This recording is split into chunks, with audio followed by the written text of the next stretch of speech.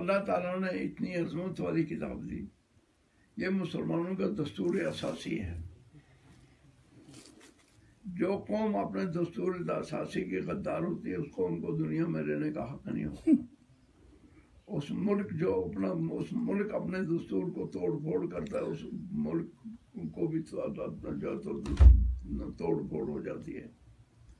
قرآن پاک پڑھو اور جس کو اردو آتا ہے تو ترجمے والا قرآن شریف پڑھو یا کشمیری آتا ہے. میں حدیث پڑھانے باہر ملکوں میں جا گیا ہوں تو وہاں میں نے دیکھا مسجدوں میں مجھے موقع مل گیا جانے کا نمازیں پڑھنے کا.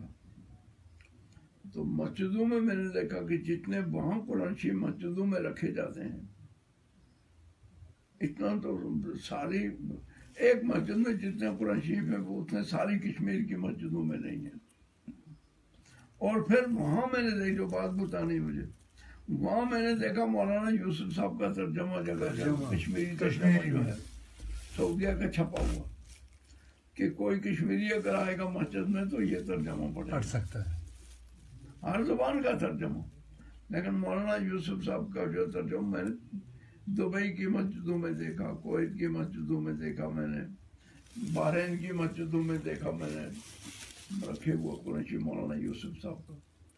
تو کیا ہو گیا یہاں میں سنتا کسی مولوی کے پاس بھی میں نے مولانا یوسف کا ترجمہ میں نے آپ نے دیکھا.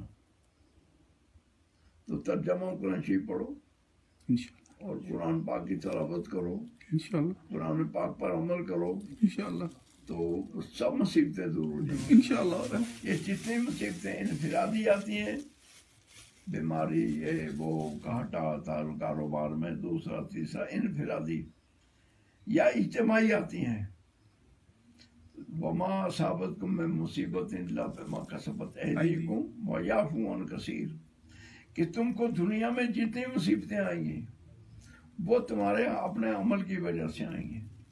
پھر بھی خدا کہتا ہے کہ میں کچھ معاف کر دیتا ہوں سب کو نہیں, سب بیماریاں سب مصیبتیں وہ نہیں لاتا, میں درگزر کر دیتا ہوں. تو ہم نے وہ عمل کیے ہوئے ہیں کہ اگر پتھر بھی برسیں تو تھوڑے ہیں, اتنی ہم نے غلطیاں کی ہیں, اجتماعی بھی, انفرادی بھی, سیاسی بھی, سماجی بھی. قرآن پاک اور دوسرا جو ہے نبی پاک سنت یہ ہے نوجوانوں کے لیے کم سے کم حضور پاک صلی اللہ علیہ وسلم نے قرآن پاک نازل ہوا سب سے پہلے قرآن پاک کو لے کر ابو بکر کے پاس نہیں گئے اور کچھ بھی تھے, سب سے پہلے قرآن کو لے کر خدیجۃ الکبریٰ, پھر خدیجۃ الکبریٰ کو اتنا قرآن سمجھایا جب وہ پکا ہو گئی پھر ابو بکر صدیق کو پکڑا. تو خدیجۃ الکبریٰ کو اتنا پڑھایا کہ خدیجۃ الکبریٰ کہ جو ہے تو جتنی لڑکیاں تھیں ان کو بھی پڑھایا. خدیجۃ الکبریٰ نے وہ گود میں ایک لڑکی بچی حضرت فاطمہ, اس حضرت فاطمہ کی تعلیم اتنی چلی کہ ساری دنیا میں اس وقت یہ اجمیری ہندوستان میں اجمیری آیا یہ کس کی حضرت فاطمہ کی اولاد ہے. یہ شیخ عبد القادر جیلانی آیا کس کی اولاد فاطمہ ہوئی. یہ کشمیر میں اس وقت یہ اسلام جو ہے اتنی نکالنے کی کوشش ہو رہی ہے کشمیر سے اسلام کو نکلنا ہے.